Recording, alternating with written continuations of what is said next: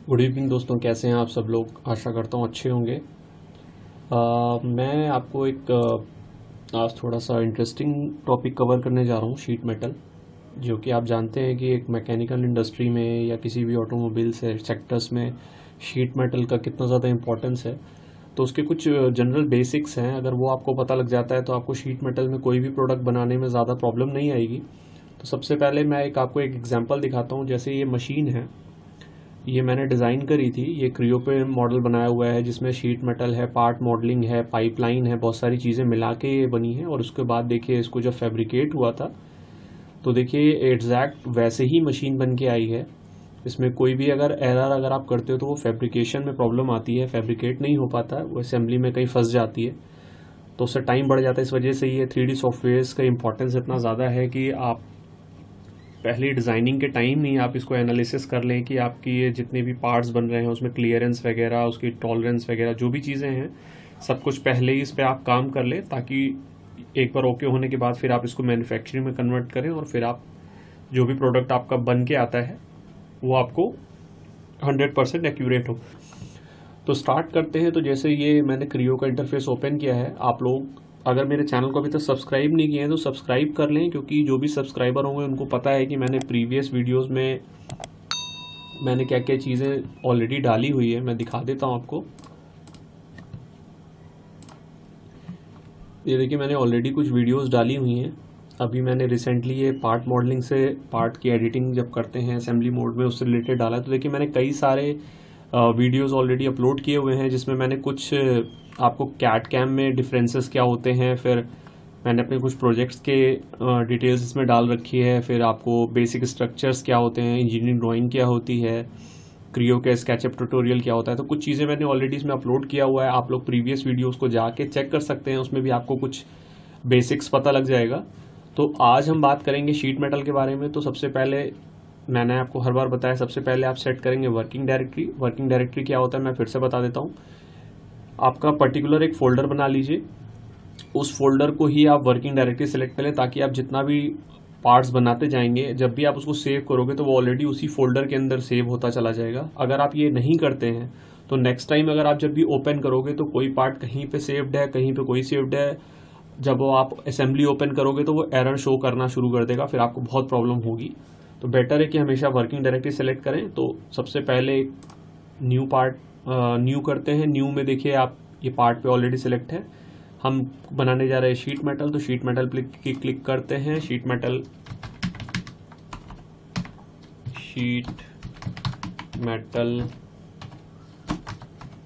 Tutorial, ठीक है, sheet metal का ट्यूटोरियल है तो मैंने ये नाम दे दिया।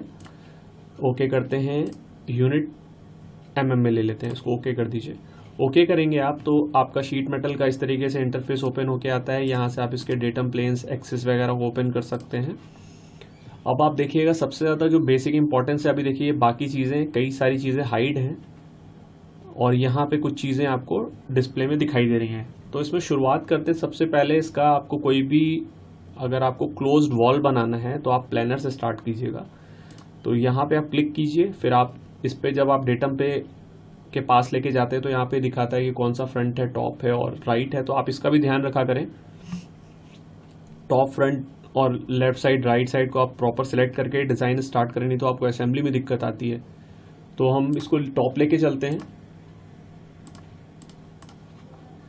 ये मैंने सारा डेटा ऑफ कर दिया। सेंटर लाइन भी मैंने आपको बता रखा है कि सेंटर लाइन लेने से क्या बेनिफिट होता है कि अगर आप एक बार सेंटर लाइन ले लेंगे उसके बाद अगर आप कोई स्ट्रक्चर इस पर ड्रॉ करते हैं तो देखिए इसमें एरो दिखाता है।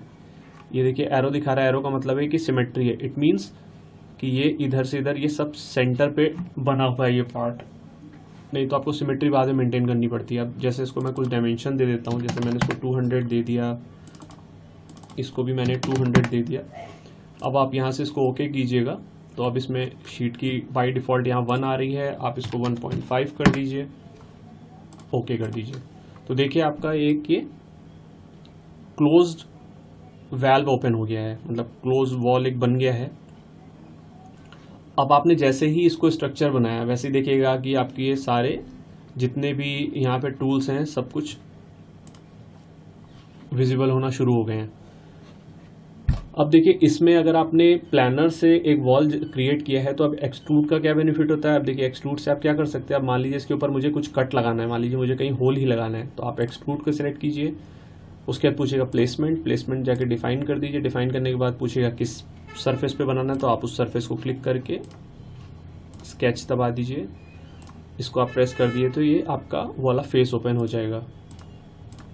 अब जैसे मुझे सर्कल बनाना है, सर्कल बाय डिफ़ॉल्ट 18 mm का होल करना है मुझे, 75 का डिस्टेंस ये बाय डिफ़ॉल्ट सेंटर से ले रहा है। आप यहाँ से रेफरेंस क्लिक करके आप डायमेंशंस कहीं बाहर से भी ले सकते हैं। ओके कर दीजिए। देखिए एक्सट्रूड से अब आपने किया तो देखिए सरफेस पे कट लग गया, ठीक है। तो एक्सट्रूड का मतलब आपको पता लग गया कि प्लानर से अगर आपने कोई भी वॉल क्रिएट की हुई है, अब उसके ऊपर कोई कट लगाना है तो आप एक्सट्रूड की हेल्प से आप कट लगा सकते हैं। ओके, अब हमारी बारी आती है फ्लेंज के और फ्लैट वेल्व की। अब देखिए फ्लैट से अगर हम कोई चीज़ बनाते हैं तो फ्लैट पे क्लिक करा, प्लेसमेंट, डिटेल्स, सॉरी। अब हम सबसे पहली बात करें फ्लेंज की। अब जैसे आप फ्लेंज पे क्लिक करेंगे तो आप इसको अप साइड, बॉटम साइड, अगर आप बॉटम से क्लिक करते हैं तो ये ऊपर की तरफ बेंड हो जाएगा। अगर आप टॉप की तरफ क्लिक करते हैं तो ये बॉटम की तरफ बन जाएगा। ओके, तो सबसे पहले फ्लेंज पे जाते हैं। हमने इसको नीचे वाले सरफेस पे क्लिक किया तो एक ये वॉल बन गई। बाय डिफ़ॉल्ट ये 90 डिग्री ऑलरेडी बनती है। इसको मैंने ओके कर दिया। अब आपका एक फ्लेंज बन गया। अब मैं आपको बेसिक डिफरेंस भी बता देता हूँ कि फ्लेंज और फ्लैट में डिफरेंसेस क्या हैं। अब एक स्ट्रक्चर मैंने वॉल बनाता हूँ फ्लैट से, इसमें भी मैंने नीचे क्लिक किया और इसको भी मैंने 100 कर दिया। अभी तक इनमें कोई भी डिफरेंसेस नहीं है, अभी दोनों एक सिमेट्री हैं। आप इससे भी एक वर्टिकल वॉल बना दिए, इससे भी वर्टिकल वॉल बना दिया।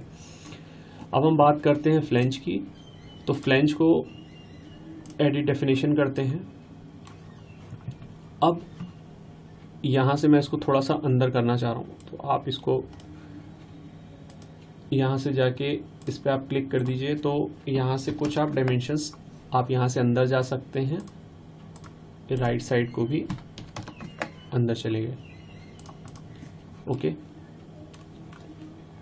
अब इस पे अगर मैं कोई स्केच बनाना चाहता हूँ, जैसे अगर मान लीजिए मुझे कुछ और वॉल क्रिएट करना है, कुछ टेढ़ा मेढ़ा सा शेप और देना है। बाय डिफ़ॉल्ट बहुत अलग अलग तरीके के स्ट्रक्चर्स बनाने पड़ते हैं। तो अगर आप इसके ऊपर स्केच करना चाहते हैं तो एडिट डेफिनेशन आप जब करते हो तो ये आपका कुछ और टैब्स खुल जाते हैं, जिसमें आपका एक दिया हुआ है शेप पे क्लिक करेंगे तो स्केच, इसको स्ट्रेट कर दीजिए। तो देखिए ये ओपन है। एक्चुअली जो भी चीज़ आप फ्लेंज से बनाते हैं वो ओपन स्ट्रक्चर से बनता है। अगर आप इसके ऊपर कोई भी लाइन क्रिएट करते हो, ओके करते हो, तो देखिए आप ये देखिए केवल इस लाइन, ओपन लाइन को पकड़ के मैंने जिगजैग बना दिया और देखिए ये उसी डेप्थ के हिसाब से ये स्ट्रक्चर बन गया। अब मैं आपको बताता हूँ कि जो फ्लैट से मैंने बनाया हुआ है, फ्लैट से क्या डिफरेंस आता है। अब मैंने फ्लैट पे क्लिक किया, एडिट डेफिनेशन किया, शेप पे गए, स्केच पे गए। अब देखिए क्लोज लूप है, ये देखिए क्लोज्ड है। उसमें क्या दिखा रहा था, साइड सरफेस दिखा रहा था, केवल मैंने लाइन बनाई और ये स्ट्रक्चर बन गया। इट मीन्स कि ये ओपन है और ये क्लोज्ड है। क्लोज्ड मीन्स क्या हुआ कि देखिए इसमें एक ऑब्जेक्ट दिखा रहा है। मान लीजिए अब आपको इसको ऊपर कुछ प्लस करना है, ये मैंने कर दिया। इसको मैंने कुछ डायमेंशन दे दी 50, यहाँ से भी मैंने दे दी 50। अब देखिए तब तक ये कंप्लीट सॉलिड नहीं दिखा रहा क्योंकि ये क्लोज ना होने की वजह से ये पार्ट जो है ये एक्स्ट्रा है। तो इसको आप यहाँ से ट्रिम कर दीजिए। ट्रिम मीन्स हो गया कि यहाँ से पार्ट आपका डिलीट हो जाएगा। अब जैसे ही आप इसको डिलीट करेंगे, इसको यस कर दीजिए, तो देखिए ये क्लोज लूप है तो इसमें इस तरीके से स्ट्रक्चर इस पर क्रिएट हुआ। और ये ओपन लूप है तो आप इस तरीके का स्ट्रक्चर इस पर बना सकते हैं एडिट करके। तो फ्लेंज और फ्लैट और फ्लेंज में आपको थोड़ा बहुत डिफरेंस पता लग जाएगा, पता लग गया होगा कि क्या फ़र्क आता है इसमें। और भी चीज़ें मैं आपको थोड़ा सा बता देता हूँ। चलिए इसको मैं एक स्टेप पीछे जाता हूँ। अब नॉर्मल आ गए। अब जैसे ये फ्लेंज से जो मैंने स्ट्रक्चर बनाया था ये बना हुआ है।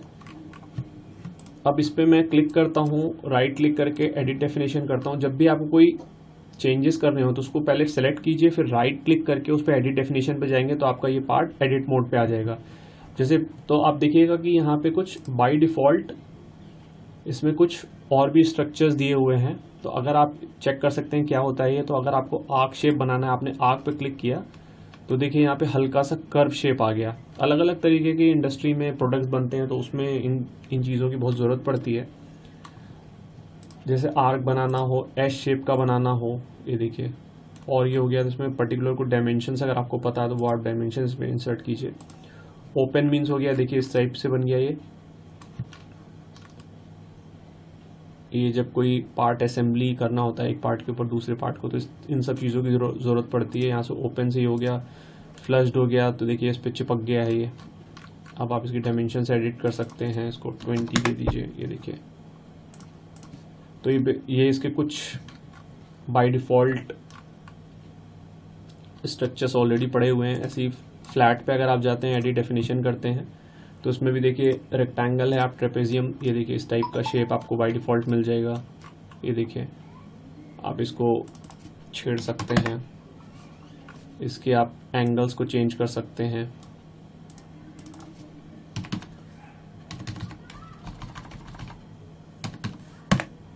ये देखिए, ठीक है, ट्रेपेजियम हो गया। अब आप एल शेप में हो गया, ये देखिए इस तरीके का स्ट्रक्चर आपको बनाना है। तो इससे क्या होता है कि आपको फटाक से एक वो मिल जाएगा, एक स्ट्रक्चर मिल जाएगा डायरेक्ट ही।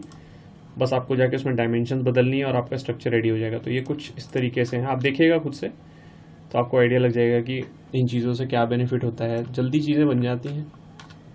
ओके, ये बन गया। मैं इसको भी एडिट डेफिनेशन फ्लश हटा के आई कर देता हूँ। ओके, अब देखिएगा कि मैंने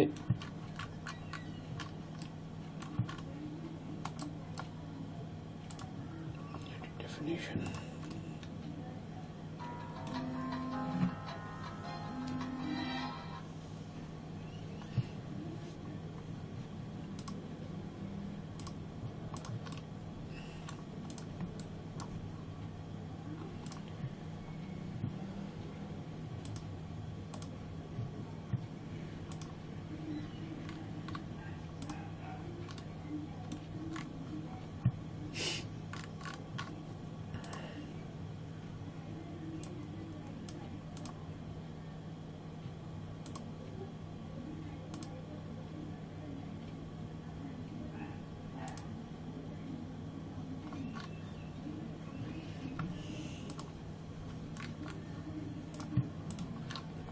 ये नॉर्मल शेप पे वापस आ गया।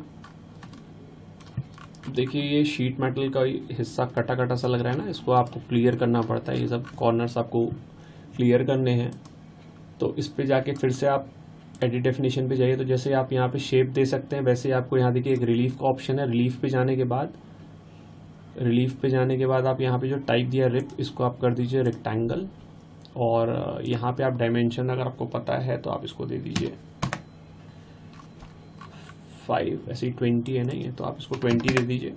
तो दोनों तरफ से ये क्लियर हो गया। अगर ये दोनों तरफ का डायमेंशन बराबर है तो आप एक को क्लिक करेंगे तो दोनों तरफ से क्लियर हो जाएगा। अगर इनका आपने कम ज़्यादा कर रखा है तो आप यहाँ पे क्लिक करिएगा, तो आप दोनों एजेस को, दोनों इसका सेपरेट आप इसके डायमेंशंस को रिलीफ दे सकते हैं। ओके, इसको राइट क्लिक कर दीजिए। तो देखिए इसका यहाँ का ये जो एरिया कट रहा था वो क्लियर हो गया। तो यहाँ तक आपको समझ में आ गया होगा। अब इसके आगे थोड़ा सा और मैं आप लोगों को बता देता हूँ कि इनका क्या यूज़ होता है। अब देखिए, जैसे अब आपका ये पार्ट मैन्युफैक्चरिंग के लिए भेजना है आपको, तो ये फ्लैट ड्राइंग भी भेजनी पड़ती है, प्लस इसकी डायमेंशनल ड्राइंग भी भेजनी पड़ती है। डायमेंशनल मीन्स हो गया कि जिसमें फ्रंट, टॉप और आइसोमेट्रिक व्यू रहता है और उसकी पर्टिकुलर डायमेंशंस पड़ी हुई होती हैं, जिसको देख के आपकी बेंडिंग में जो भी वर्कर है, ऑपरेटर है, वो उसी डायमेंशंस को देख के उसको बेंडिंग करता है।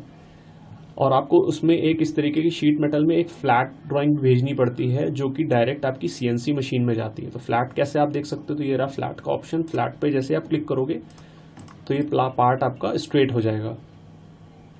अब ये पार्ट आपका स्ट्रेट हो गया है। अब यही पार्ट हम ऑटोकैड में सेव कर देते हैं, उसकी DXF फाइल बनती है। DXF फाइल को आप डायरेक्ट मशीन में इंपोर्ट करते हो, वहाँ पे फिर प्रोग्रामिंग होती है और फिर मशीन शीट मेटल को आप उसके उस पर रखते हो मशीन में, और वो इस तरीके से लेज़र के थ्रू या टरेट पंच मशीन के थ्रू इस तरीके से कटिंग कर देती है। जो भी डायमेंशंस आप देते हो वो यहाँ से ट्रेस करती है। तो आपको हमेशा फ्लैट ड्राइंग भी देनी पड़ती है। ओके, तो ये तो हो गया फ्लैट। आप जब भी ड्राइंग देंगे तो फ्लैट ये डायरेक्ट आपकी CNC मशीन के लिए फ्लैट दिया जाता है। अभी मैं इसको मार देता हूँ डिलीट आप करोगे तो ये प्रॉपर अपनी अनबेंड हो गया। अब आपको किसी स्ट्रक्चर में कोई काम करना है तो फ्लैट करके तो आपको दिक्कत आएगी, आपको डायमेंशंस ट्रेस नहीं कर पाओगे एजेस वगैरह से। तो आप इसके लिए क्या यूज़ कर सकते हैं, जैसे मान लो मुझे इस पर कुछ करना है तो इसको आप अनबेंड कर दीजिए। अनबेंड किया, ये हो गया। अब आपको मान लीजिए इस पर कुछ काटना है, इस पर मैंने मान लो एक्सट्रूड करना है, मैंने इसको क्लिक किया, मैंने होल ऐड कर दिया, 50 पे ले लिया, इसको मैंने कर दिया 18, इसको ले लिया 125 पे, कट कर दिया। ओके, ये देखिए बन गया। अब इसको आप बेंड बैक कर दीजिए। तो बेंड अनबेंड आपको मतलब समझ में आ गया होगा कि किसी भी स्ट्रक्चर पे काम, जब कॉम्प्लिकेटेड कोई स्ट्रक्चर आप बनाते हो तो उस समय इन टूल्स का बहुत ज़्यादा ज़रूरत पड़ता है। बेंड अनबेंड, फ्लैट पैटर्न का तो बेसिकली ये यूज़ में आता है कि आपको जब इसको CNC में कटिंग के लिए भेजते हैं तो फ्लैट पैटर्न आपको देना पड़ता है। बाकी बेंड अनबेंड का यूज़ यही होता है कि आपको किसी पे काम करना है तो आप इन टूल्स के यूज़ से आप इसको ओपन कर लीजिए, उसको कटिंग वटिंग कर दीजिए और उसके बाद उसको अनबेंड करके आप नॉर्मल शेप पे आ जाइए। तो ये बेसिक टूल्स हैं, बेसिक सी चीज़ें थी जो मैंने आप लोगों को बताने की कोशिश करी। आप लोगों को कोई भी इससे रिलेटेड कोई भी दिक्कत आ रही हो या आपको समझने में प्रॉब्लम आई हो तो आप मुझसे बात कर सकते हैं, आप कमेंट कर सकते हैं। कमेंट पे मैं आप लोगों को कोशिश करूंगा क्लियर करने की। नेक्स्ट टाइम मैं देखता हूँ कोई और आप लोगों के लिए अच्छा सा टॉपिक लेके आता हूँ। नेक्स्ट टाइम भी मैं आप लोगों को थोड़ी सी और चीज़ें बताता हूँ कि इसमें और क्या क्या चीज़ें हैं। वैसे शीट मेटल में सबसे ज़्यादा जो मेन टूल्स हैं वो यही है आपका extrude, planar, flange, flat, bend, unbend, flat pattern. ये सबसे ज़्यादा आपका इम्पॉर्टेंट चीज़ें हैं। तो आप ध्यान में रखिएगा, प्रैक्टिस कीजिएगा, और जितना ज़्यादा प्रैक्टिस करेंगे उतना ज़्यादा आप चीज़ें समझेंगे। तो चलिए मिलते हैं फिर आप लोगों से नेक्स्ट वीडियो में। तब तक ध्यान रखिएगा। All the very best, bye bye.